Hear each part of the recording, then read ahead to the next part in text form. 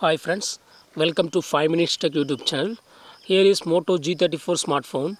In this video, you will learn how to change notification style in lock screen of your phone Moto G34. First of all, go to the settings of your phone here. Go to the settings.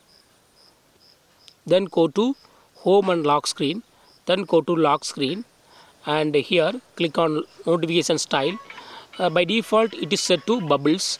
If you want to set to other option chip, you can do it. Bubbles means you can see the preview. Notifications on lock screen will be showing like this, like bubble. Okay, if you click on chip, notification on lock screen will be showing like this. Okay, if you click on list, notifications will be shown one by one. Okay, so in this way you can easily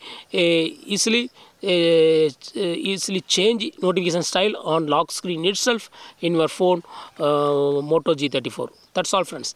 Thanks for watching. Bye.